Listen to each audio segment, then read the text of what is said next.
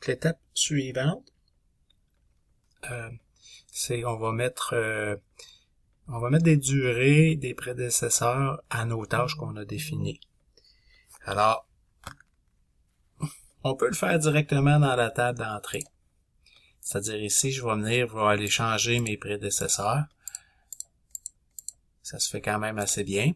On peut aussi aller double-cliquer, puis aller changer la durée qui est ici. On peut aussi mettre le petit point d'interrogation qui est ici. Donc, si j'ai une durée d'une journée, puis je suis pas tout à fait sûr, je suis pas encore à l'étape de confirmer cette journée-là, ben je peux mettre le estimé, ça va m'indiquer un petit point d'interrogation qui va me dire ben je suis pas encore tout à fait certain de cette durée-là. Alors, ou je peux aussi le faire en cliquant bouton de droite ici, puis vous allez voir, vous avez affiché le fractionnement. Dans la partie du bas, c'est un nouvel affichage qui apparaît, qui est la fiche détaillée des tâches, dans lequel je peux aussi changer les durées à cet endroit-là. Les trois façons sont faisables. Il y en a d'autres aussi, là, mais c'est celle que je suggère. Par la suite, un coup que ça c'est fait, je vais juste enlever mon fractionnement, là. On va établir les prédécesseurs. Encore une fois, il y a plusieurs façons de faire, que l'on peut faire directement dans la table d'entrée. Donc, dans la table d'entrée, je vais aller me chercher un petit peu d'espace. Je peux aller... Non, ben loin. OK, je vais le rapprocher un petit peu. Je peux aller chercher dans ma table d'entrée directement le prédécesseur, donc l'indication qui est ici, donc ça serait le numéro 2. Donc, on voit ici que j'ai créé un lien. C'est un peu moins intéressant de le faire avec le numéro. Ce qui est possible aussi de faire, c'est en double-cliquant, aller dans l'onglet prédécesseur, puis ensuite aller chercher le prédécesseur comme tel. Donc, celui-là, c'est choisir les esquisses.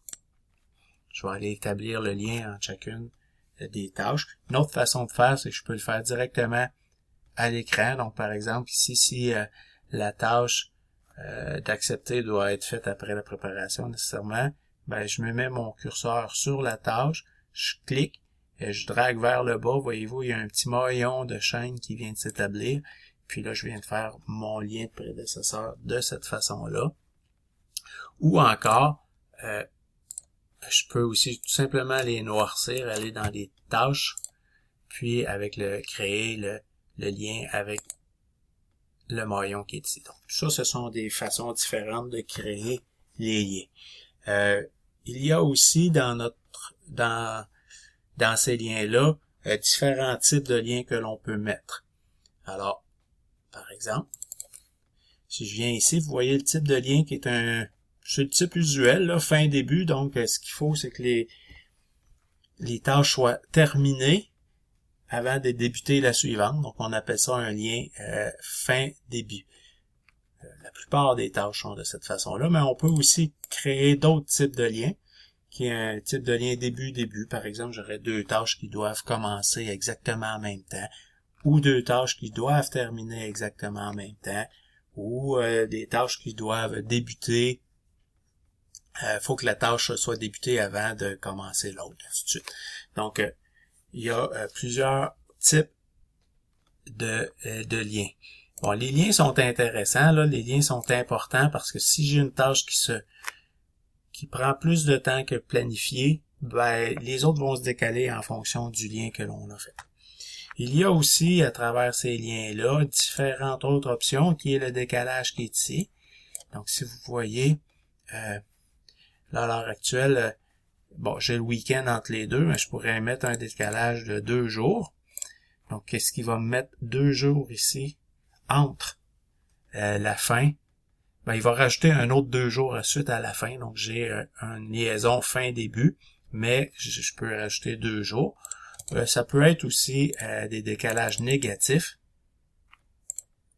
Donc, celui-là, lorsque il reste une journée, on peut commencer le suivant. Ça peut être aussi en pourcentage.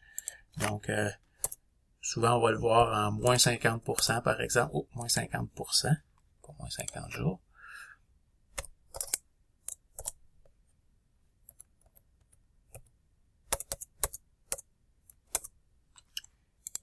Donc, celui-là, voyez-vous, quand la moitié de la tâche prédécesseur est commencée, on peut partir la suivante. Donc, c'est un moyen qu'on peut faire pour raccourcir la durée d'un projet. Ça, ce sont les types de liaisons. Il y a aussi une petite particularité. Vous pourriez, à la limite, mettre 2 jours ouvrables. 2 jours écoulés, en fait, c'est des jours ouvrables, c'est des JE. Alors, dans ce cas-là, ici, j'ai 2 jours écoulés.